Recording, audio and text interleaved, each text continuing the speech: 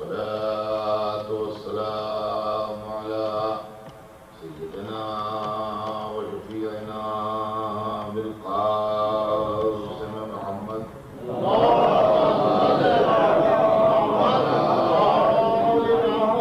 المعصومين ولعنة الله على أعدائهم أجمعين من يومنا هذا إلى يوم الدين. أما بعد فقد قال رسول الله صلى الله عليه وآله وسلم فاطمة بضعة مني من آذاها فقد آذاني. صلوات سيدنا محمد.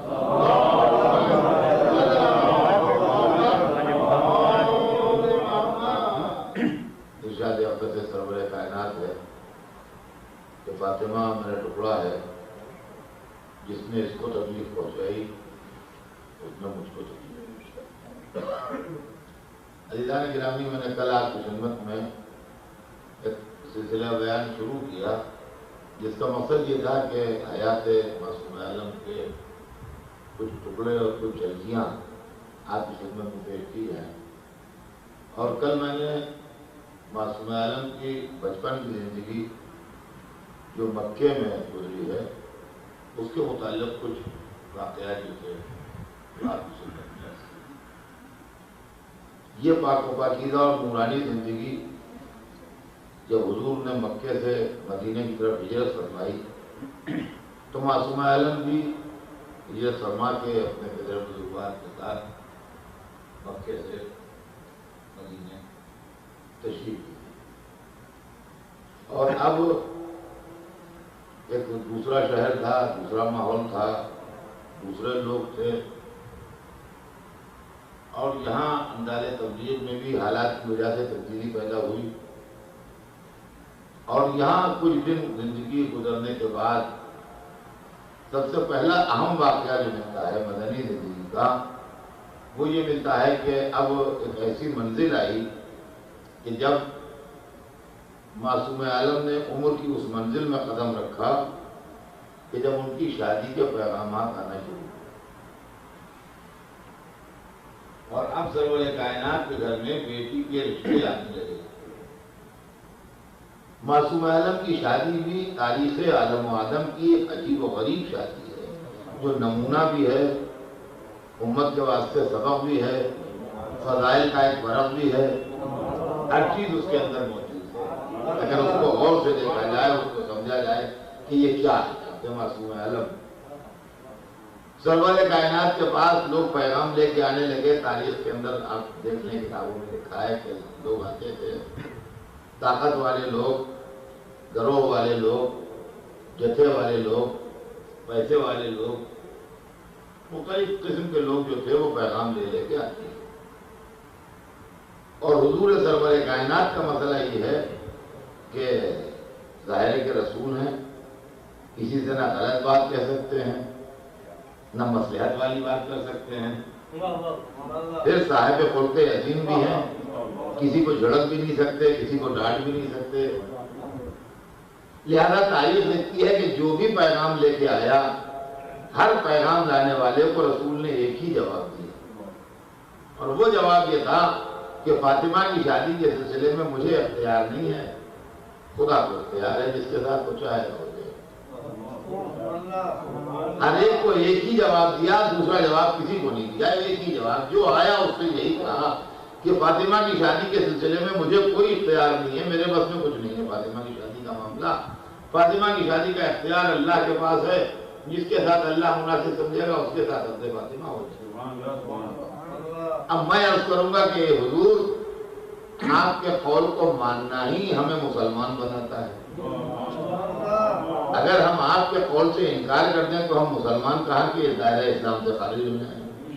تو آپ کی بات مانیں اور جو آپ فرما رہے ہیں اس کو صحیح سمجھیں. یہی ہمارے مسلمان ہونے کی پہچان ہے اور یہی ہمارے اسلام کی دلیل ہے کہ ہم آپ کی بات مانتے رہیں.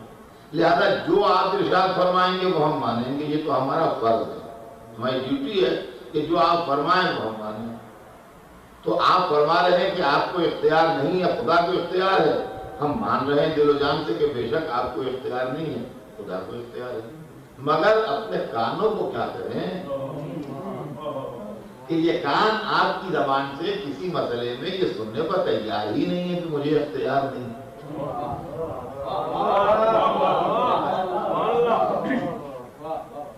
دل تو مان رہا ہے، عقیدہ تو کہہ رہا ہے کہ مانو، نظریہ تو کہہ رہا ہے کہ سر جھکا دو جو کہا جا رہا ہے، مگر کان اس جملے کے لیے آپ کی زبان اقدس سے تیار نہیں کہ مجھے اختیار نہیں ہے.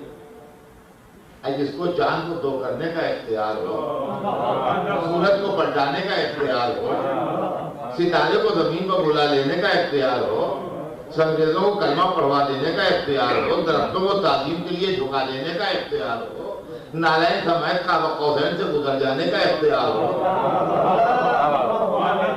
کائنات کی کلبیاں جس کو پروردگار نے عطا کر دی ہوں، وہ ایک معمولی معاملے میں جس میں ہر آدمی بولتا ہے.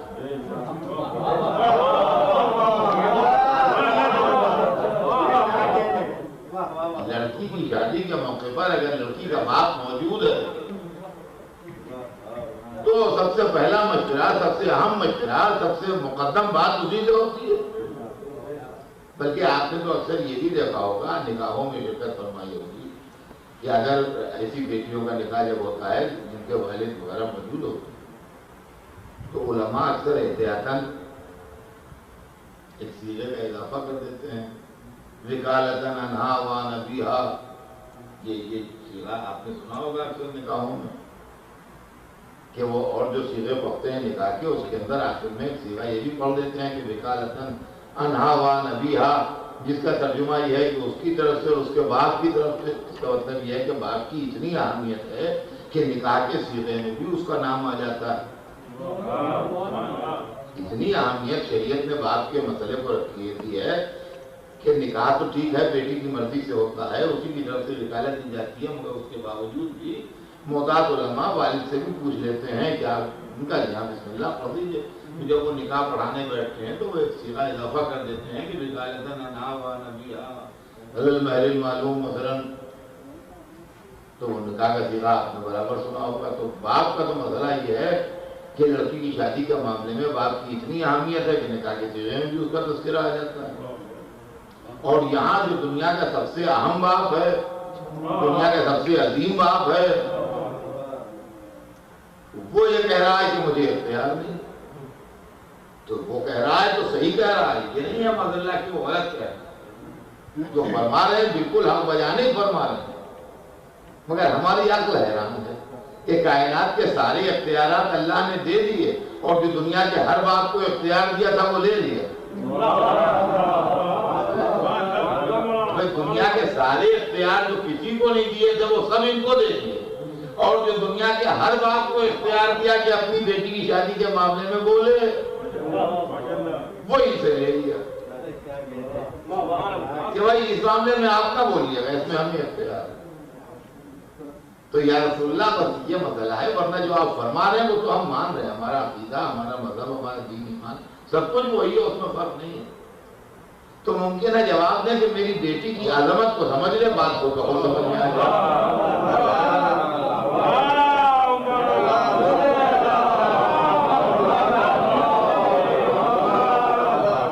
تجھے ساری پریشانی اس لیے ہو رہی ہے کہ تو ابھی تک عظمت فاطمہ کو سمجھا نہیں ہے، اس لیے تو گھبرا کے سوال کر رہا ہے کہ رسول اللہ آپ کو اختیار نہیں ہے، تو میری بیٹی کی عظمت کو سمجھ لے تو یہ پریشانی خود بخود دور ہو جائے گی. اگر میری بیٹی ایک عام مسلمان لڑکی ہوتی تو مجھے اختیار تھا جس اچھے مسلمان کے ساتھ چاہتا میں شادی کر دیتا، مگر میری بیٹی معصومہ ہے اور معصومہ کی شادی غیر معصوم سے ہو نہیں سکتی، صرف معصوم سے ہوتی ہے. میں مسلمان بناتا ہوں، معصوم نہیں بناتا، معصوم اللہ بناتا ہے.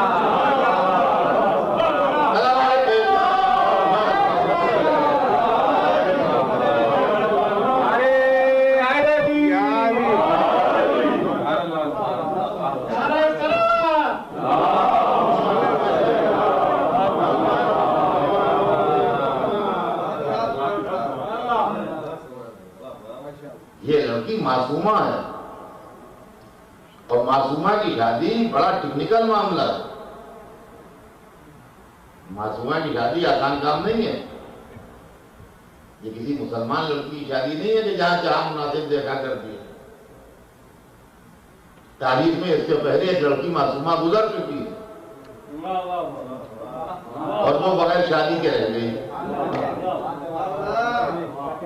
اس لیے کہ مسئلہ دیکھیے غور طلب ہے، اس کے اندر کیا ٹیکنیکل پوائنٹ کیا ہے یہ آپ سمجھ لیجیے کہ معصومہ کی شادی جس وقت پہلی معصومہ تاریخ میں گزری جناب مریم،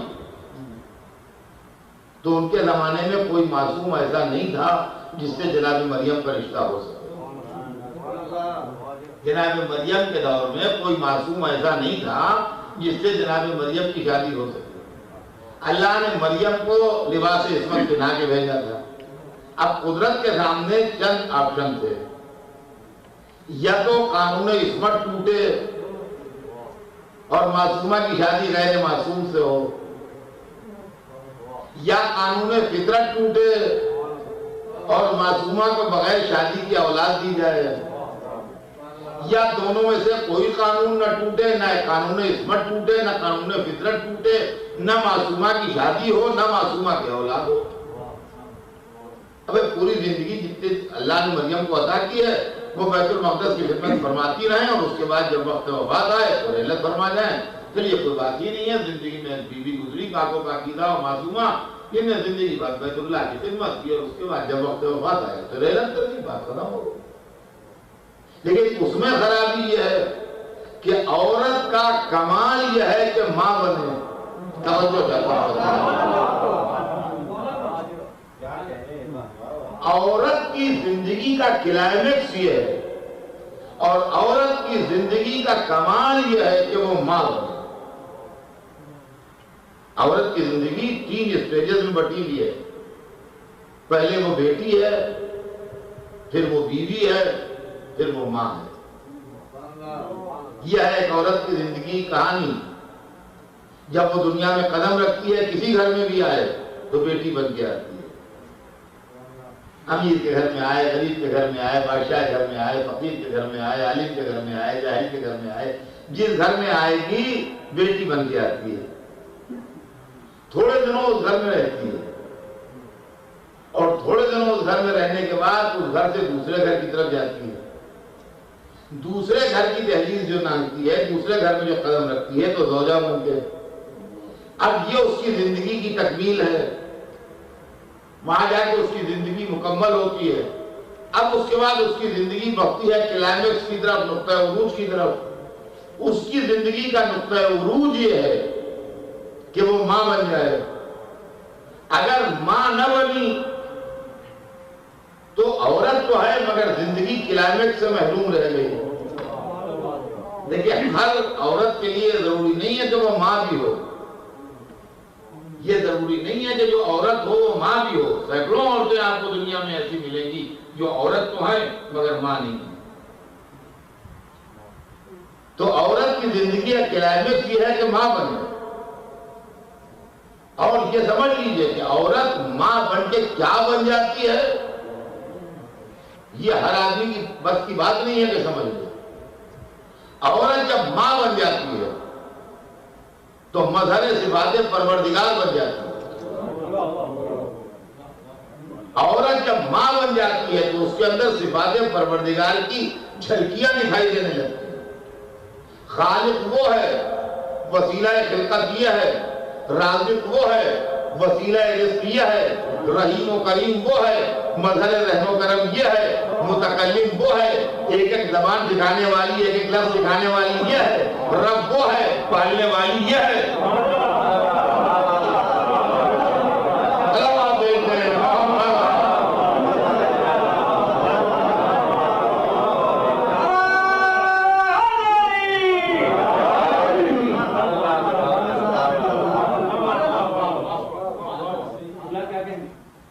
تو یہ کہ ماں بننا کیا ضروری ہے اور ماں بن کے کیا ہو جائے گی، نہیں، ماں بن کے نہ جانے کیا ہو جائے گی وہ ہم آپ سوچ نہیں سکتے کیا ہو جائے گی.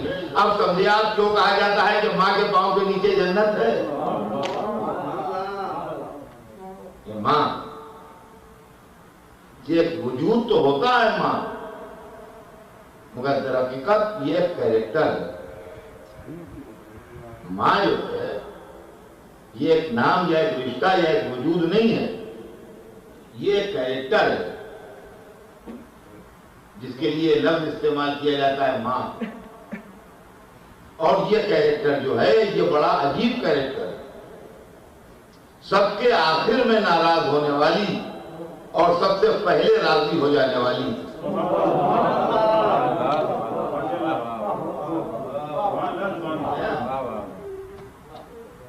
یہ کیریکٹر ہے خاص، سب کے آخر میں ناراض ہونے والی اور سب سے پہلے راضی ہو جانے والی.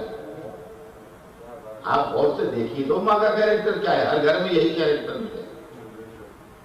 اور اچھے لڑکوں کی بات نہیں ہے، نیک لڑکوں کی بات نہیں ہے، شریف لڑکوں کی بات نہیں ہے، جن کی محلہ و تعریف کرتا ہے، خاندان پر باہوا کرتا ہے کہ وہ بڑے اچھے لڑکے ہیں، آپ کے بڑے تمیزدار لڑکا ہے، بہت پڑھنے کا شوقین لڑکا ہے، بہت نیک لڑکا ہے. نا، نہایت بدماش لڑکا، نہایت خراب لڑکا، نہایت بدتمیز لڑکا، نہایت آوارہ لڑکا جس کا کوئی روادار نہ ہو، ماں اس کو بھی کلیجے سے لگاتی، ماں اس کو بھی کلیجے سے لگاتی. اور اس کی بدماشیوں کا عالم یہ ہے کہ محلے والوں نے کہا بھئی ہمارے دروازے پہ نہ کھڑو پھر آگے بڑھو. کوئی نہیں چاہتا کہ ہمارے دروازے پہ پتہ نہیں کیا آفت آ جائے. عزیزوں نے کہا کہ بھئی یہاں پردیدار رہتے ہیں، یہاں نہ آیا کرو، پکار لیا کرو. بہن بھائیوں نے کہا کہ ان کے افعال و اعمال سے ہمارا کوئی تعلق نہیں ہے، جو ان سے جو بات کرے جو کرے وہ اپنے فعل کے ذمہ دار ہے، ہم سے کوئی تعلق نہیں. ہمارے پاس کوئی صاحب نہ آئے کبھی ان کی کوئی بات ہے، ہم نے اپنے رشتے سب ان سے ختم کر دیے. سگے بہن بھائی بھی بالکل الگ ہو گئے. تو ایک اسٹیج وہ آیا کہ باپ نے کہا کہ سامنے نہ آئے میرے کم وقت ہونا، گولی مار دوں گا. یہ باپ سے بھی رشتہ ٹوٹ گیا. ماں اب بھی کلیجے سے لگائے، اب بھی چپکے چپکے پیسے دے رہی ہے، اب بھی چھپا چھپا کے اس کے لیے کھانا رکھ رہی ہے، اب بھی اس کی طرف سے تعویلیں کر رہی ہے. نہیں، وہ دل کا برا نہیں ہے، وہ فلاں لڑکے کے سکھائے بھڑکائے میں ہے، وہ فلاں آدمی اس کو خراب کیا ہے، وہ فلاں نے جب سے دوستی ہوئی جب سے وہ بگڑ گیا ہے، ورنہ بھلے بڑا نیک تھا. اس کی طرف سے تعویلیں کر رہی ہے، اس کے جرائم کی تعویلیں کر رہی ہے. اور عزیزان گرامی شاید بہت آخر میں وہ منزل آئے کہ جب ماں بھی کہے کہ میرے سامنے نہ آنا. اور اگر کہہ بھی دے تو جہاں یہ 5 منٹ آن کے سر جھکا کے بیٹھا اور جھوٹے سچے آنسو کچھ آنکھوں میں لایا تو کہنے لگا اماں میں نے بالکل توبہ کر لی اور بالکل نیک ہو گیا ہوں، میں نے سب برائیاں چھوڑ دی ہیں. آپ گھڑی لے کے بیٹھ جائیے، 5 منٹ معذرت کرتے کو نہیں گزریں گے کہ پھر وہ ایک دفعہ کلیجے سے لگا لیں گے. باپ کو راضی ہونے میں کئی دن لگ جائیں گے، بہن بھائی کئی ہفتے انتظار کریں گے، اور دور کے عزیز و محلے والے تو کئی برس دیکھیں گے کہیں اس کے اندر بھی کوئی اس کی مکاری تو نہیں چھپی ہوئی ہے، کوئی سازش کے تحت تو یہ اپنے کو تبدیل نہیں کر رہا ہے. لیکن ماں جو ہے وہ 5 منٹ سے کم میں پھر اس کو کلیجے سے لگا لیں گے. یہ محبت و شفقت و کرم و عفو و درگزر کے لہریں مارتے ہوئے سمندر کا نام ہے ماں.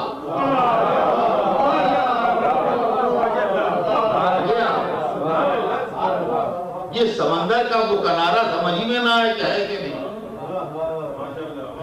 اس عفو و درگزر اور رحم و کرم کے بحر مواد کا نام ہے ماں. اور عزیزان گرامی یہ بھی سمجھ لیجئے کہ یہ ماں خود بخود نہیں پیدا ہو گئی ہے، اس ماں کے دل میں رحم و کرم ڈالنے والا بھی کوئی ہے جس نے اس ماں کو بنایا ہے اور اس کے پر محبت دل کو بنایا. اگر اللہ کو سمجھنا ہے تو ان واعظوں سے نہ سمجھیے جو صرف رحمت خدا سے مایوس کرتے ہیں. اللہ کو سمجھنا ہے تو شفقت مادر سے سمجھیے کہ جس کے مخلوق میں یہ جذبہ ہے اس کا خالق کیا ہوگا.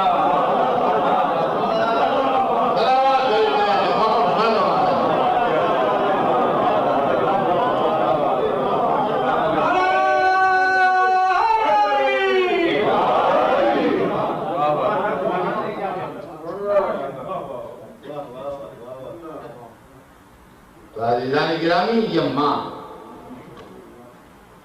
تو اب مریم اگر ماں نہ بنے تو فضائل کا ایک بہت بڑا چیپٹر ہے جو زندگی سے نکل جائے گا. لہذا یہ کیسے ممکن ہے کہ معمولی عورتیں تو اس منزل تک پہنچ جائیں اور ایک معصومہ نہ پہنچے. لہذا اگر مریم ماں نہ بنے تو زندگی کلائمیکس سے محروم رہ جائے، اور اگر کسی کے ساتھ بھی شادی ہو جائے تو قانون عصمت ٹوٹ جائے، اور اگر بغیر شادی کے بیٹا ہو تو قانون فطرت ٹوٹے. اب اللہ کو فیصلہ کرنا ہے کہ اس کو کیا کرنا. چنانچہ اس نے جو اس کی مصلحت میں گزرا، جو مناسب جانا وہ کیا. کہا کہ میں زندگی معصومہ کی زندگی کو نقطہ عروج سے محروم کر دوں، یہ بھی نہیں ممکن، اور یہ بھی نہیں ممکن کہ قانون عصمت توڑ دوں. میں قانون فطرت توڑوں گا. اکثر میں نے پیغمبروں کے لیے فطرت کے قانون توڑے ہیں. آگ کا قانون یہ نہیں ہے کہ ٹھنڈی ہو جائے مگر ہوئی ہے. دریا کا قانون یہ نہیں ہے کہ کسی کو راستے دے دے مگر دیے ہیں. سورج کا قانون یہ نہیں ہے کہ پلٹ آئے مگر پلٹا ہے. تو مریم کے لیے کہے تو قانون فطرت نہ توڑا جائے. لہذا مریم کو بغیر شادی کے بیٹا تو ملا، مگر جب ایک قانون توڑا تو فوراً ہی دوسرا قانون بھی توڑا کہ مریم کا پیدا ہوا بیٹا بولا بھی، تاکہ دنیا میں یہ رسمیں بد نہ پڑے کہ بچے پیدا ہوتے رہیں اور عورتیں کہتی رہیں کہ یہ مریم و عیسیٰ کے اصول پر ہے. نہیں، جس کا بھی چاہے پیدا ہو جائے، مگر پیدا ہو کے ویسے ہی ماں کی پاک دامنی کی گواہی کی دے. کہتے مریم کے بیٹے نے دی.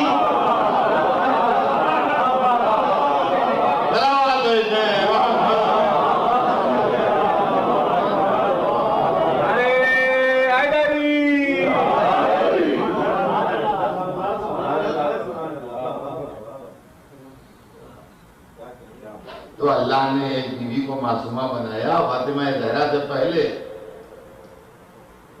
تو وہاں قانون فطرت توڑا گیا، اور قانون فطرت توڑ کے جناب مریم کو قدرت کاملہ سے اپنی اللہ نے بیٹا عنایت فرمایا بغیر شادی کے.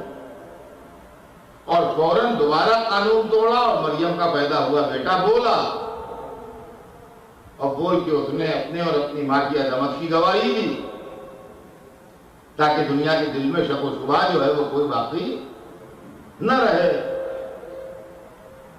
لیکن جب رسول کو بیٹی عطا کی تو اللہ نے پہلے سے یہ انتظام کیا کہ نہ قانون فطرت ٹوٹے نہ قانون عصمت ٹوٹے. اللہ نے پہلے سے یہ انتظام کر کے رکھا کہ نہ قانون فطرت ٹوٹے اور نہ قانون عصمت ٹوٹے. اس لیے کہ وہ امت عیسیٰ تھی یا امت موسیٰ تھی کہ جو بیٹے کی گواہی ماں کے حق میں مان گئی. یہ امت محمد ہے، یہ بیٹے کی گواہی تو ماں کے حق میں مانے گی نہیں.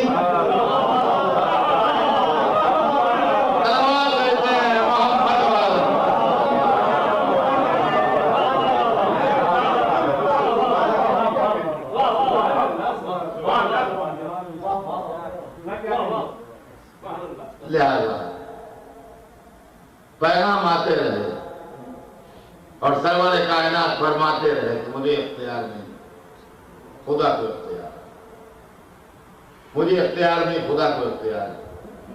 یہاں تک کہ تاریخ بتاتی ہے کہ وہ منزل آئی کہ مولا علی بیت الشرف سے چلے کسی نیت سے، فاطمہ زہرا کی خاصگاری کی، اور ادھر علی بیت الشرف سے چلے، ادھر حکم پروردگار سے جبرائیل نے سدرہ چھوڑا. ایک ہی ٹائم میں دونوں. علی کو رسول تک آنے میں کچھ ٹائم لگے گا، جبرائیل بھی نو ٹائم آتے تھے رسول کے پاس. اللہ کا جو میسج آ رہا ہے اس کے اندر بیچ میں ٹائم حائل نہیں ہو سکتا. آن کے عرض کیا کہ خدا تحفہ درود و سلام کے بعد ارشاد فرماتا ہے کہ ہم نے عقد فاطمہ علی کے ساتھ پڑھ دیا. سنیے، ہم نے عقد فاطمہ علی کے ساتھ پڑھ دیا. پڑھ دیا، تم بھی مسجد میں اس کی نقل دکھا دو.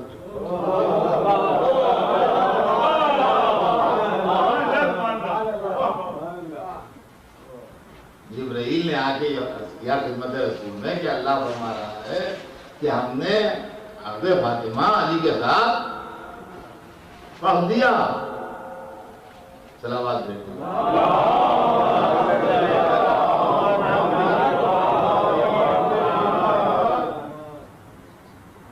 دیگر صلوات.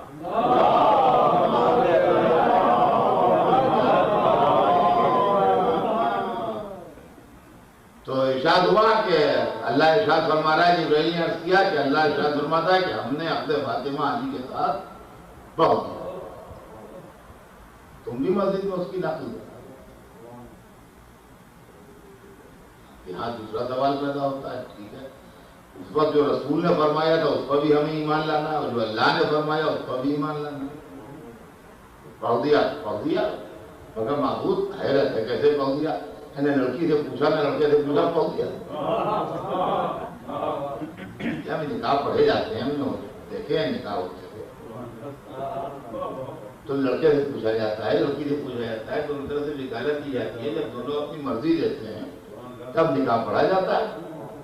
اور تو نے لڑکے سے پوچھا، میں لڑکی سے پوچھا، نکاح پڑھ دیا. کیسے پڑھ دیا؟ تو ممکن ہے جواب آئے تمیز سے سوچ. میں وکیل نکاح تھوڑی ہوں جو پوچھ کے پڑھاؤں گا، خالق ہوں. میں نے دونوں کو خلق کیا ہے. یہاں وکالت نہیں ہے کہ جو پوچھا جائے. ہم نے عرض پڑھ دیا، تم بھی مسجد میں نقل دکھا دو. چنانچہ عزیزان گرامی رسول نے بھی ایک فاطمہ زہرا کا مولا علی سے پڑھا. تو اب یہ سمجھ لیجئے کہ علی و فاطمہ کا ایک نکاح 2 دفعہ پڑھا گیا. دنیا کی تمام شادیوں میں اور مولا علی اور جناب سیدہ کی شادی میں فرق یہ ہے کہ دنیا میں ہر آدمی کا نکاح 1 دفعہ پڑھا جاتا ہے. ایک نکاح 1 دفعہ پڑھا گیا، ختم ہو گیا، زندگی بھر کی سلطہ ہوگی. تو انبیاء ہوں، اوصیاء ہوں، خاصان خدا ہوں یا عام پبلک ہو، ہر ایک کا نکاح 1 دفعہ پڑھا گیا. بس نکاح پڑھ دیا گیا، ہو گیا نکاح. مگر علی و فاطمہ کا نکاح تو ایک ہی ہوا مگر پڑھا گیا 2 دفعہ. اللہ نے الگ پڑھا، رسول نے الگ پڑھا. اچھا رسول نے مسجد میں پڑھا تو سینکڑوں نکاح عقل کہتی ہے کہ رسول اللہ نے مسجد میں علی و فاطمہ کے نکاح سے پہلے پڑھا. جو شادیاں مولا علی و جناب سیدہ سے پہلے ہوئی ہیں وہ رسول اللہ نے پہلے نکاح پڑھائے ہوں گے، اور سینکڑوں ہزاروں نکاح علی و فاطمہ کے نکاح کے بعد پڑھائے ہوں گے. جو شادیاں ان کے بعد ہوئی ہیں ان کے بعد پڑھائے ہوں گے نکاح. تو مسجد میں تو نکاح ایسے ہوا کہ جیسے اور لوگوں کے بھی نکاح ہوئے ویسے علی و فاطمہ کا بھی نکاح ہوا. اور عرش کے اوپر ایک ہی نکاح ہوا، نہ اس کے پہلے کوئی نکاح ہوا نہ اس کے بعد کوئی نکاح ہوا. تو علی و فاطمہ کے نکاح میں خوبی اور خصوصیت یہ ہے کہ ایک ہی نکاح تھا مگر پڑھا گیا 2 بار. تو آپ مجھے کہنے دیجئے کہ ایک تو عقد عام پڑھا گیا، جیسے سب کا نکاح پڑھا جاتا ہے ویسے مولا علی و جناب سیدہ کا نکاح بھی پڑھ دیا گیا، جو رسول اللہ نے پڑھا دیا مسجد میں. اور رسول اللہ نے اس کے پہلے بھی مسجد میں نکاح پڑھا ہے، اور اس کے بعد بھی مسجد میں نکاح پڑھا ہے بہت سے مسلمانوں کا، یہ بھی پڑھا دیا. اور ایک عقد خاص ہوا جو اللہ نے پڑھایا، جو نہ اس کے پہلے کسی کا پڑھایا نہ اس کے بعد آج تک کسی کا پڑھایا. تو دنیا میں ہر ایک کا نکاح ہوا 1، اور علی و فاطمہ کے نکاح ہوئے 2. عقد خاص بھی ہوا اور عقد عام بھی ہوا. تو دنیا میں ہر ایک کی نسل چلتی ہے ایک طرح، علی و فاطمہ کی نسل چلی 2 طرح. علی و فاطمہ کی نسل چلی 2 طرح، نسل خاص بھی چلی، نسل عام بھی چلی.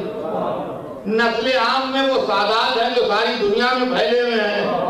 نسل خاص میں وہ امام ہے جس میں دادا کا علم بھی اسی طرح آج تک محفوظ ہے، دادی کی حکمت بھی آج تک اسی طرح ہے.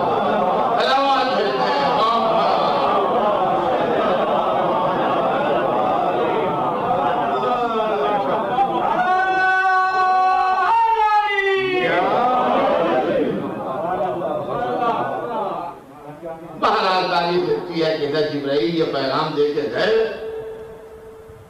اور ادھر مولا علی حاضر خدمت رسول ہوئے، اور مولا علی حاضر خدمت رسول ہو کے سر جھکا کے بیٹھ گئے، اس لیے کہ اب رسول کی بزرگی، ان کا روب کن الفاظ میں عرض مدعا کریں، کیوں کر کہیں، کیا کہیں. تو اگر گستاخی نہ ہو تو ایک جملہ کہنے دیجیے کہ آج مشکل کشا مشکل میں پھنسے ہیں.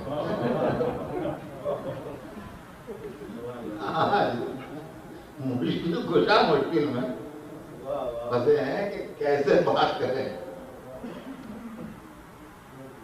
تو علی کی مشکل کشائی رسول نے کی. تھوڑی دیر تو ان کو خاموش بیٹھے رہنے دیا، اس کے بعد مسکرائے. پر دیکھیے بات نہیں بدلی، بات وہی تھی جو رسول اللہ پہلے فرما رہے تھے کہ مجھے اختیار نہیں، خدا کو اختیار ہے. تو جس کا اختیار تھا اپنے اختیار استعمال کیا. بات وہی رہی، ایک انچ بھی بات اپنی جگہ سے بدلی نہیں. مسکرائے اور فرمایا یا علی جس لیے آئے ہو مجھے معلوم، تم اس وقت جس لیے آئے ہو مجھے معلوم ہے، تمہارا رشتہ اللہ نے منظور کر لیا، تمہارا رشتہ اللہ نے منظور کر لیا. اب عزیزان گرامی یہ خالی شادی نہیں ہے، یہ اسلام کے مقدر کا فیصلہ ہے. ہم اس کو دوسرے اینگل سے دیکھتے ہیں، آپ بھی سوچ لیجیے، چاہے تو اس اینگل سے غور کیجیے. ہمارے ایک دوست تھے، بیچارے ذرا کم لوگوں سے ملتے جلتے تھے، تعلقات ان کے سوشل تعلقات ان کے کم تھے. نہایت نیک، نہایت شریف، نہایت خاندانی آدمی تھے، مگر ذرا لیے دیے رہتے تھے، اس کی وجہ سے تعلقات کم تھے. ان کو اللہ نے بیٹی دی، بیٹی ان کی شادی کے لائق ہوئی. ہمارے بڑے مخلص اور پرانے اور قدیمی دوست تھے. ایک دن انہوں نے ہم سے یہ بات کہی کہ اطہر صاحب آپ کو معلوم ہے کہ میں تو خانہ نشین آدمی ہوں، لوگوں سے ملتا جلتا بھی کم ہوں، میرے تعلقات بھی لوگوں سے کم ہیں.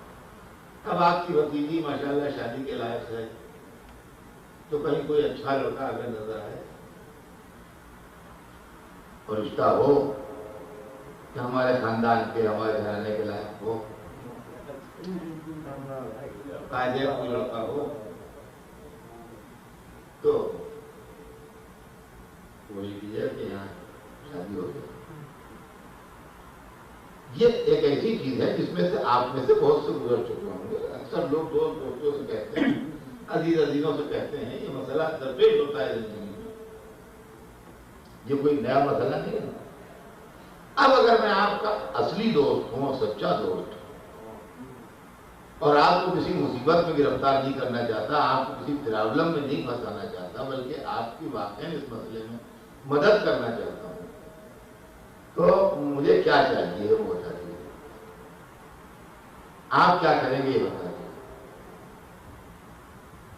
لڑکوں پر نظر ڈالیں گے اور اس کے بعد جو لڑکا صورت میں، شکل میں، خاندان میں، علم میں، حیثیت میں سب سے بہتر ہوگا، دی بیسٹ، اسی کو تو اپنے دوست کی لڑکی کے لیے سلیکٹ کریں گے. بھائی وہ ریجیکٹ ہوا، ان کا کیا ہے، ان کا خاندان ان کے برابر نہیں ہے، وہ ان کا کہ نہیں اس کی تعلیم نہیں ہے، وہ ریجیکٹ ہوا، ان کا نہیں، ان کا کریکٹر ٹھیک نہیں ہے، وہ خالی رپورٹ ہے.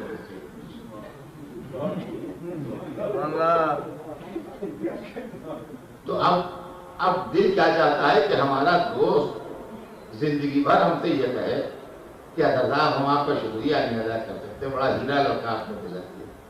بس یہی تو آدمی چاہتا، تو یہی ہے. اب وہ نہ ہو وہ بات الگ ہے. کچھ معاملے ایسے ہیں کہ ساری تحقیق کے بعد بھی تحقیق نہیں ہوگا. کچھ معاملے ایسے ہیں کہ ساری تحقیق کر لی مگر اس کے بعد بھی معاملہ گڑبڑ ہو گیا. ان کا اطہر صاحب بہت اچھا لڑکا، ہر چیز ٹھیک ہے، ذرا سے میں ذرا سے میں چل جاتا ہے. اب یہ چیز ایسی ہے کہ جب تک آپ کسی کے ساتھ زندگی نہ گزارے بہت دنوں، یہ بالا بالا اوپر اوپر تحقیق کر کے کسی کی مزاجی کیفیت کا اندازہ آپ نہیں لگا سکتے. یا مثلا یہ کہ ان کا حضرت صاحب لڑکا تو بہت اچھا ہے، ہر طرح اچھا ہے، ماشاءاللہ کماتا بھی ہے، جاتا بھی ہے، نیک ہے، شریف ہے، پڑھا لکھا، ہر چیز ٹھیک ہے، کوئی شکایت نہیں. مگر کیا بتائیں اس کے مزاج میں کچھ خصلت ایسی ہے کہ 1 روپے کا 6 دفعہ حساب دے. اب اس سے لڑکی گزرتی ہے ہمارے اور کوڑی کوڑی جان جاتی ہے. اب یہ آدمی کے مزاج کی اندرونی کیفیت جو ہے، یہ جب تک اس کے ساتھ بہت دنوں ڈیلنگ نہ ہو اس وقت تک آپ کیسے سمجھ لیں گے آدمی کے مزاج کو؟ تو اس کا جواب آپ جانتے ہیں آدمی کیا دیتا ہے؟ ان کا بھائی جتنی سامنے کی باتیں تھی میں نے سب تحقیق کر لی. بھائی میں کوئی عالم الغیب تو ہوں نہیں جو اس کے دل کے اندر کی بات جانتا. رسول نے جن صاحب کو ذمہ داری سونپی وہ عالم الغیب بھی ہیں.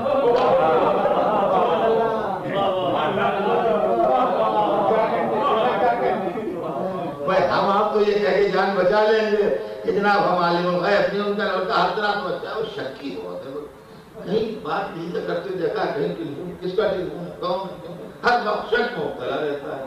تو اب یہ سب کیفیتیں دیکھیں مزاج کی اندرونی کیفیتیں ہیں زندگی کے اندر کہ جس کو آپ دیکھنے سے یا خاندان سے یا تعلیم سے یا اس کے کماؤ ہونے سے اس کا معاملوں کا کوئی تعلق نہیں ہے.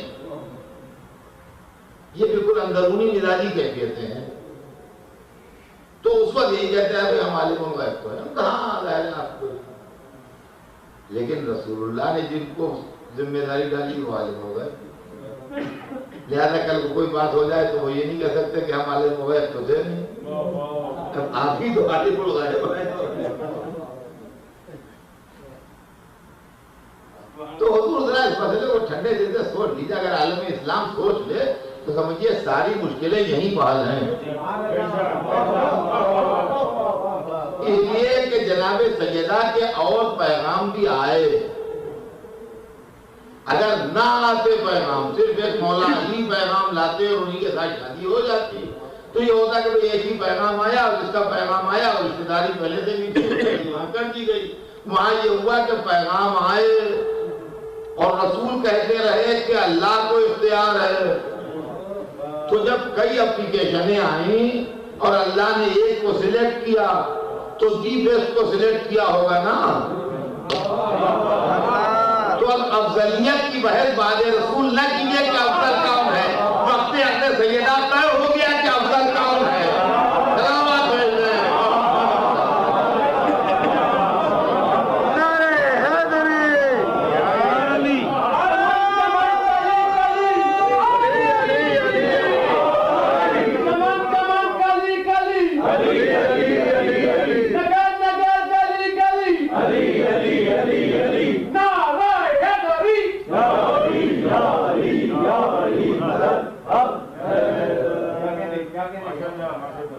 یہ معاملہ طے ہو گیا ہوگا کیا افضل کون ہے.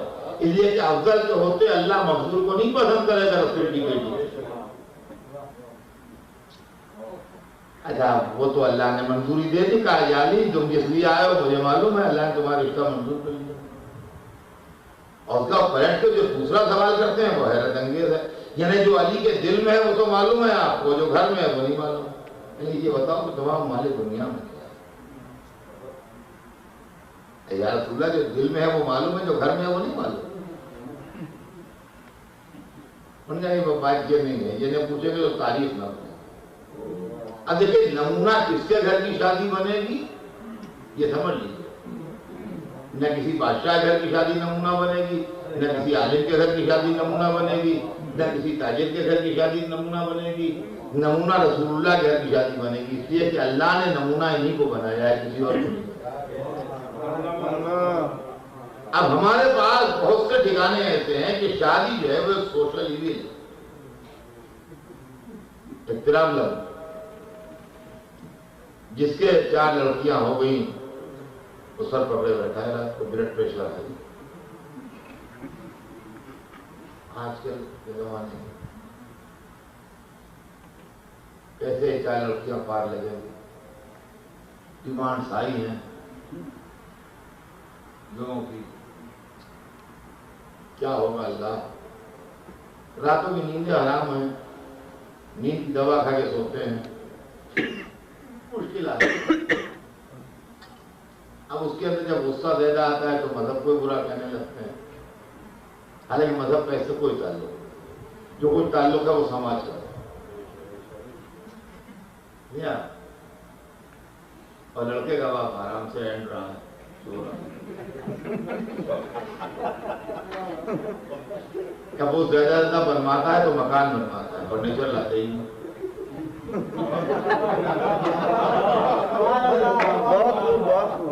نیا مکان بنوایا، آج دیکھیے اب جو دیکھا مکان بہت بڑے بڑے کمرے، مگر خالی پڑے ہوئے ایک گھڑیاں پڑی ہوئی ہیں اس کے اندر کچھ نہیں۔ آپ نے مکان تو ماشاءاللہ بنوا لیا، آدمی فرنیچر نہیں، آج فرنیچر میں نہیں خریدوں گا، ہم نے سب کہہ دیا ہوں کدھر کو فرنیچر ہے، دیکھا فرنیچر مکان یہ معاملہ ہے۔ اور پریشان ہو رہا ہے بیچارہ جس کی 4 لڑکیاں ہیں۔ رسول اللہ نے بیٹی کی شادی کا طریقہ سکھایا ہے امت کو کیسے کرے۔ علی جیسے شخص سے پوچھ رہے ہیں، یا علی یہ بتاؤ تو آپ ہماری دنیا میں کیا ہے؟ اور جناب جتنی دفعہ سے ہم نے پوچھا اتنی دفعہ سے ہم نے جواب دیا۔ یعنی ایک تلوار ہے، ایک زرہ ہے، ایک گھوڑا ہے، اس کے علاوہ کچھ نہیں ہے، بھئی یہی ہے۔ انہوں نے یہ سب سن کے یہ نہیں فرمایا کہ بھائی اس میں میری بیٹی کیسے رہے گی اور کیا ہوگا، یہ سب کچھ نہیں۔ انہوں نے اس مال پر کمنٹ کرنا چاہیے کہ بھائی تلوار تو بہت ضروری ہے تمہارے لیے، اس لیے کہ دور دور غزوات اسلامی میں جاتے ہو، تلوار نہ بھی لڑو کیسے؟ گھوڑا بھی ضروری ہے، مارکوں میں جاتے ہو، دور دور جاتے ہو تو سواری نہ ہوگی تو جاؤ گے کیسے؟ یہ تمہیں کو ہونا چاہیے۔ ہاں یہ زرہ جو ہے تمہارے سامان میں یہ اتنی زیادہ اہمیت نہیں رکھتی ہے جتنی دوسری 2 چیزیں رکھتی ہیں۔ تو بھی علی ایسا کرو کہ زرہ بیچو تاکہ فاطمہ کا مہر دے سکو۔ دیکھیے ان کی شریعت میں مہر قرض بھی ہے، ان کی شریعت میں مہر قرض بھی ہے کہ بعد میں دے دینا، مگر کیونکہ نمونے کی شادی ہو رہی ہے لہذا مہر قرض نہیں ہوگا، نقد رہے گا۔ کیا یعنی ایسا کرو کہ پھر زرہ بیچو تو تاکہ مہر کا بندوبست۔ وہ جناب گئے بازار میں جا کے زرہ بیچا، 500 درہم کی۔ درہم چھوٹا سکہ ہوتا تھا، سلور کوائن ہوتا تھا، وہ بھی چھوٹا سا کوائن ہوتا تھا، 500 درہم کی وہ۔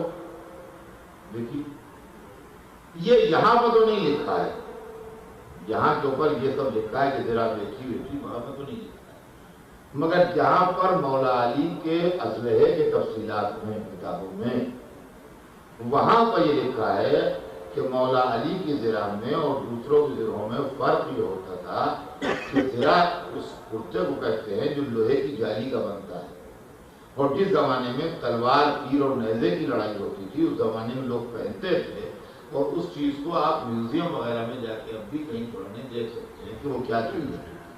اور وہ لوہے کا ایک کرتا ہوتا تھا جس کے کرتے میں کیا ہوتا ہے، 2 آستینیں ہیں اور ایک اگلا دامن ہے اور ایک پچھلا دامن ہے، تو اس طریقے سے وہ لوہے کی جالی کا ہوتا تھا کہ جو آدمی پہن لیتا تھا کہ تلوار پڑے اس کے اوپر تو اس کا اثر نہ ہو، نیزہ لگے تو اس کا اثر نہ ہو، تیر پڑے تو اس کا اثر نہ ہو، وہ ایک طریقے سے پہنے ہوئے اس کو پروٹیکٹ کرتا تھا میدان جنگ میں۔ تو مولا علی کی جو زرہ ہوتی تھی اس کے اندر 2 آستینیں ہوتی تھیں اور اگلا دامن ہوتا تھا، اور پچھلا دامن نہیں ہوتا تھا، بلکہ 2 زنجیریں ایسے لگی ہوتی تھیں جو اس اگلے دامن کو روکے رہتی تھیں کہ وہ گرنے نہ پائے۔ وہ پچھلا دامن جو ہے وہ نہیں ہوتا تھا مولا علی کی زرہ میں، اور وہ علی رکھتے بھی نہیں تھے اپنی زرہ میں۔ جب کسی نے کسی سے پوچھا کہ یا علی یہ زرہ میں پچھلا دامن کیوں نہیں بنواتے، کہا جس کو بھاگنا ہو وہ بنواتے۔ محمد بہار محمد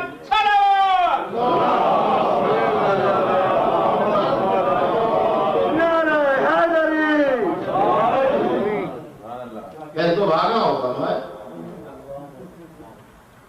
تو اب ظاہر ہے کہ وہ عام زروں کے حساب سے قیمت میں کم بکی ہوگی، اس لیے کہ جس نے بھی لی ہوگی اس کا پچھلا دامن الگ سے لگوایا ہوگا اس نے، تب اس کے استعمال کے قابل ہوگی،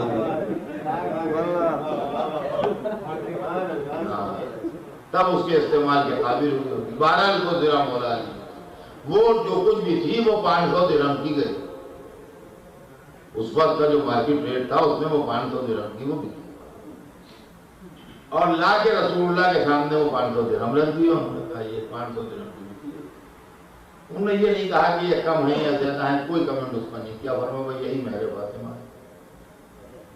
اور اس کے بعد مٹھی مٹھی پر اٹھا کے جو لوگ بیٹھے ہوئے تھے حاضر تھے صحابہ کرام، ان کو بانٹنا شروع کیا. کہا تم کپڑا لے آؤ، تم بستر لے آؤ، تم زندگی کا اور کچھ سامان لے آؤ. جو جو چیزیں تھیں وہ رسول اللہ نے بتا دی، اور وہ لوگ جا کے لے آئے، اور اس حساب سے لائے کہ نہ کوئی پیسہ بچا کے لائے نہ کسی کی جیب پہ لگا. وہ جتنے 500 درہم ہی کے اندر وہ سب پورا سودا جو تھا وہ 500 درہم میں آ گیا. نہ تاریخ میں نے یہ پڑھا کہ رسول اللہ نے 150 درہم اپنی جیب سے دیے ہوں کہ وہ اتنا زیادہ آ گیا ہے یہ رکھ لو، اور نہ یہ ہوا کہ حسابی نے 10-5 درہم بچا کے دی ہوں کہ یہ بچ گئے ہیں، اتنا سامان آیا اور یہ 5 درہم بچے ہیں. نہ بچے اور نہ لگے، جتنا جتنا پیسہ دیا گیا تھا اتنے اتنے پیسے کا سب سامان آ گیا. اور مہر فاطمی تو آپ نے سنا ہے، جہیز فاطمی کی تفصیل کتابوں میں ہے، اس کو آپ پڑھ لیجئے.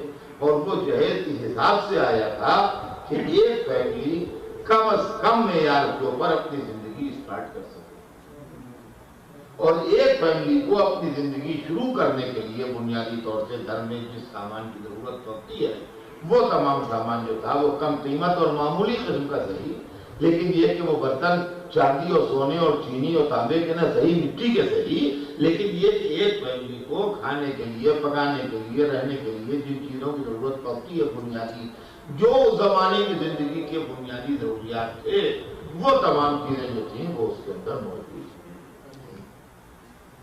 اب سرور کائنات نے یہ دنیا کو سبق دیا کہ دیکھو تعلیم یہ ہے کہ مہر لو اور مہر لے کے وہی رقم جہیز کی شکل میں واپس. اگر سرور کائنات کی اس تعلیم کے اوپر عمل ہوتا تو لڑکی کا باپ پریشان نہ ہوتا، لڑکے کا باپ پریشان ہوتا. جس کے 4 لڑکے ہوتے بلڈ پریشر اس کا ہائی ہوتا، وہ یہ سوچتا کہ بھائی لڑکے کام سے لگیں تاکہ ان مہر جمع کریں اور مہر دیا جائے تاکہ ان کی بیویاں آئیں، ورنہ جب تک مہر نہیں دیا جائے گا آئے گی کہاں سے دلہن اس کی.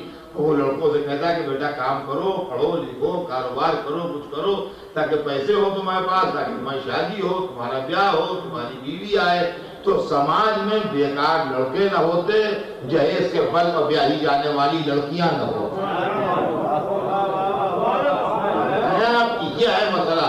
جو اسلامی شادی جو ہے وہ یہ ہے کہ جس کے اندر بیٹی کی باپ کا جیب کا ایک پیسہ خرچ ہوئے بغیر عزت آبرو سے بیٹی اپنے شوہر کے گھر جائے.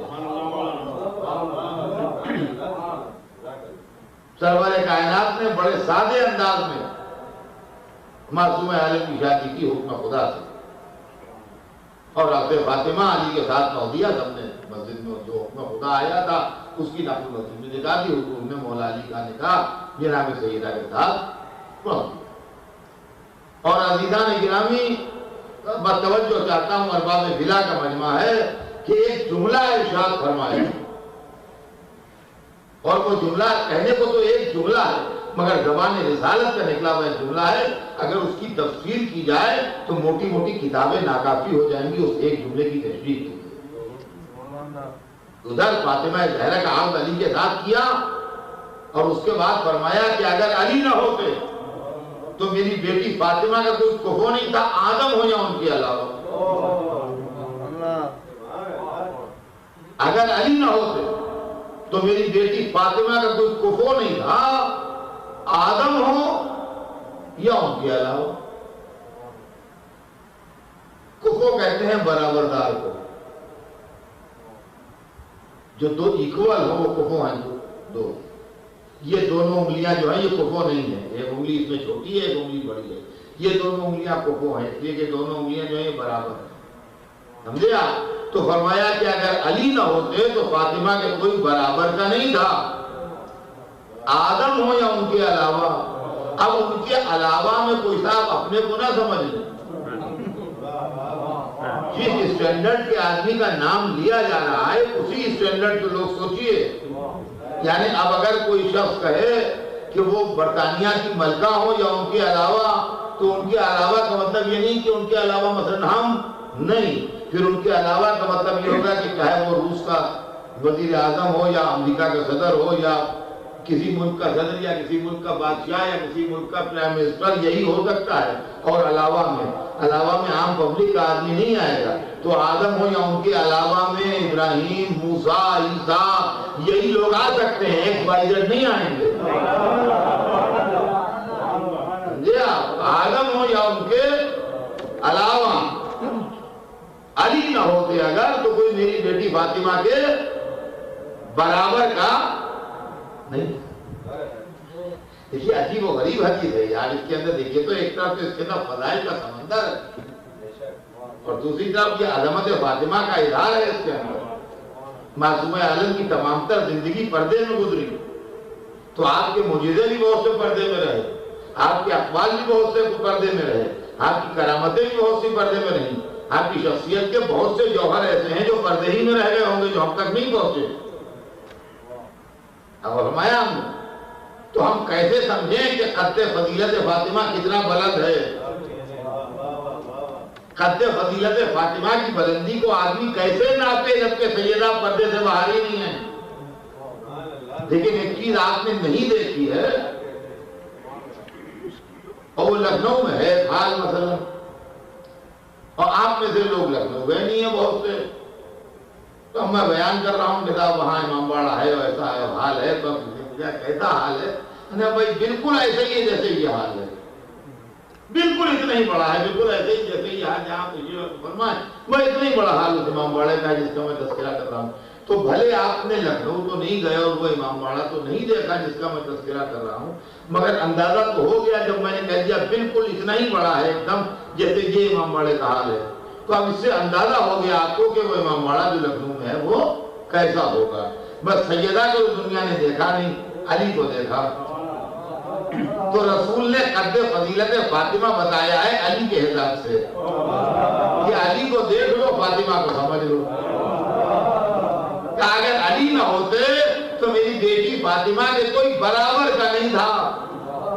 کم زیادہ کا سوال نہیں ہے، یہ توجہ چاہتا ہوں، کم زیادہ کا سوال نہیں ہے. میری بیٹی فاطمہ کے کوئی برابر کا نہیں تھا.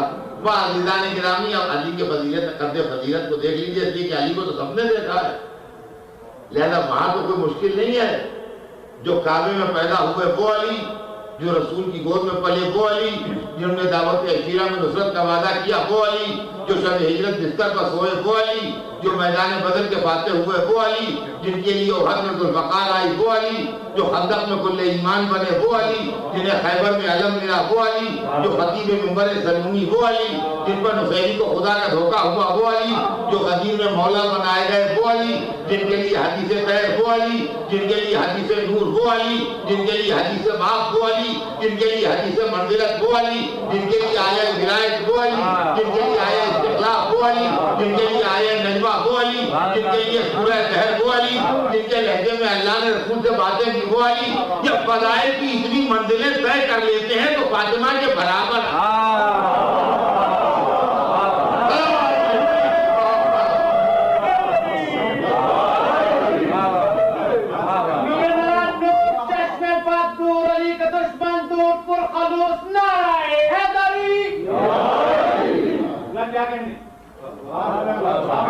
حضور نے کہا آپ کے وقت کہ اگر علی نہ ہو تو میری بیٹی فاطمہ کے کچھ کفو نہیں تھا، برابر نہیں. عزیزان گرامی، آج تو وقت تمام ہوا، بات بھی تمام ہے. بہت کچھ سوچا تھا عرض کرنے کے لیے کہ ایک ہی واقعے میں اتنی دیر لگ گئی کہ دوسرا واقعہ کوئی پڑھ ہی نہ سکا. لیکن بہرحال پھر انشاءاللہ زندگی رہی تو عرض کروں گا، کل عرض کروں گا جو کچھ عرض کرنا ہے.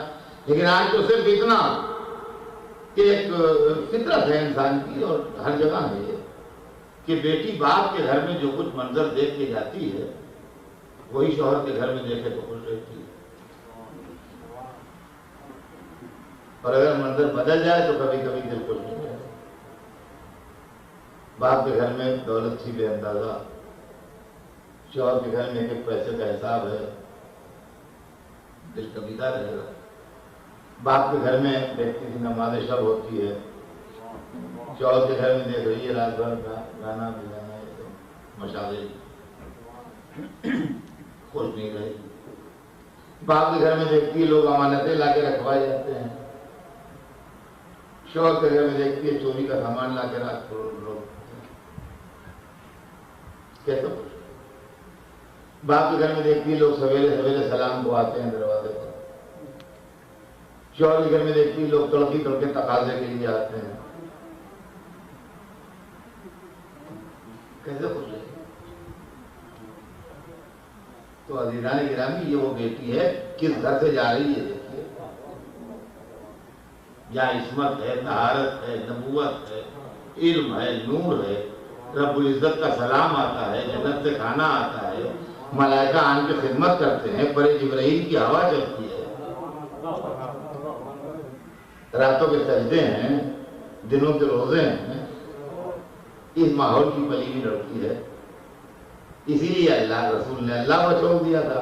اب نگاہ انتخاب پروردگار نے دیکھا تو ایک ہی گھر ملا کہ اگر علم یہاں ہے تو وہاں بھی ہے، اگر نور یہاں ہے تو وہاں بھی ہے، اگر عصمت یہاں ہے تو وہاں بھی ہے، اگر ملائکہ کی آمد و رفت یہاں ہے تو وہاں بھی ہے، اگر دنوں کے روزے یہاں ہے تو وہاں بھی ہے، اگر راتوں کے سجدے یہاں ہے تو وہاں بھی ہے۔ رسول کی بیٹی اسی گھر میں خوش رہے گی۔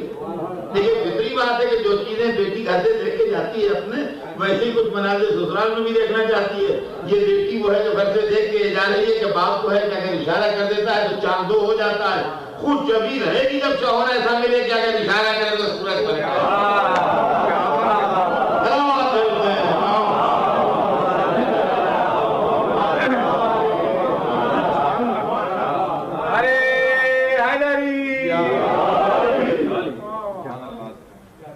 عزیزان گرامی، یہی وجہ ہے کہ علی و فاطمہ کی زندگی اس طرح ہوئی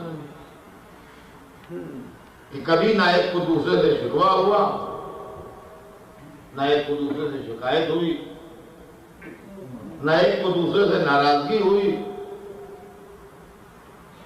اور یہ ممکن بھی نہیں تھا، اس لیے کہ یہ دونوں ہی وہ تھے کہ جن کے لیے قرآن نے یہ کہا ہے کہ آپ کو چاہتے ہی نہیں مگر وہی جو خدا چاہتا ہے۔ تو اگر مرضی رب میں اختلاف ہوتا تو علی و فاطمہ میں بھی ہوتا۔ اگر مرضی رب ایک وقت میں دو باتیں چاہ رہی ہوتی الگ الگ تو علی و فاطمہ کے لیے سوچا جا سکتا تھا کہ ایک وقت میں ان کا خیال کچھ اور ان کا خیال کچھ، اور تمام زندگی اس طرح گزری کہ کبھی معصوم عالم نے کوئی مولا علی سے فرمائش تاریخ بتا دی جب سرور کائنات کی رحلت ہو گئی اور فاطمہ زہرا کے غم و علم کا زمانہ تھا اور گریہ و بکا کا زمانہ تھا، تو ایک دن مولا علی سے فرمایا کہ یا علی میں نے کبھی آپ سے کوئی فرمائش کی؟ تو مولا علی نے سر جھکایا اور کہا بے شک بنت رسول آپ صحیح کہتے ہیں، کبھی آپ نے کوئی فرمائش کی؟ کہا یا علی معلوم ہے کیوں نہیں کی؟ میں نے فرمائش اس لیے نہیں کی کہ جب میرے بابا نے میرا آپ کیا ہے آپ کے ساتھ تو مجھے منع کر دیا تھا کبھی علی سے فرمائش نہیں، اور اس کی وجہ یہ فرمائی تھی کہ ہو سکتا ہے کہ اس کا پورا کرنا علی کے امکان میں نہ ہو اور تمہاری فرمائش کی وجہ سے علی کا دل دکھے تو تم علی کے دل دکھانے کا سبب نہ بنو،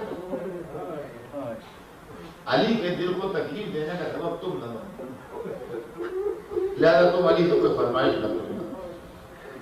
میری آپ کی زندگی اتنے دنوں ساتھ گزری میں نے کبھی کوئی فرمائش نہیں۔ علی آنکھوں میں آنسو بھرے بیٹھے، آپ صحیح کہتی ہیں تو رسول بالکل صحیح کہتی ہیں، کہا مگر یا علی آج میری ایک فرمائش ہے اور وہ بھی اس لیے فرمائش کر رہی ہوں کہ مجھے یقین ہے کہ اس کا پورا کرنا آپ کے بس میں ہے، اگر اس کا یقین نہ ہوتا تو میں آج بھی یہ فرمائش نہ کرتا، لیکن چونکہ مجھے یقین ہے کہ اس کا پورا کرنا آپ کے بس میں ہے، لہذا میرے باپ کا وہ حکم لاگو نہیں ہوتا اس کے اوپر تو ہو سکتا ہے کہ بس میں پورا کرنا نہ ہو تو علی کو دو، اس کا پورا کرنا آپ کے بس میں ہے، اس کا مجھے یقین ہے، اس لیے میں آپ سے کہہ رہا ہوں۔ مولا علی نے کہا کہ رسول آپ بیان فرمائیں، کہا یا علی میرے بابا کو جس پیرہن میں آپ نے بدل دیا وہ پیرہن آپ کے پاس ہے، اگر آپ نے مجھ سے چھپا کے کہیں رکھ دیا، میں چاہتی ہوں تھوڑی دیر کے لیے وہ پیرہن مجھے دے۔ رسول کی مظلومہ بیٹی کی پہلی اور آخری فرمائش تھی، علی کیسے رد کر دیتے؟ خاموشی سے جھکائے جو اٹھے اور جہاں پہ وہ پیرہن رکھوایا تھا یا رکھا تھا وہاں سے وہ پیرہن لے کے آئے اور رسول اللہ کی صاحبزادی کو وہ پیرہن پیش کیا۔ تاریخ بتاتی ہے سیدہ نے دونوں ہاتھ بڑھا کے اپنے بابا کا پیرہن لیا، اپنے باپ کے جسم کی خوشبو سونگھی، پیرہن کو کلیجے سے لگایا اور گریہ فرمانا شروع کیا۔ میں کہوں گا شہزادی پیرہن میں خون کے دھبے تو نہیں تھے، پیرہن تلواروں سے ٹکڑے تو نہیں تھا، ایک بیوی پیرہن تیروں سے چھلنی تو نہیں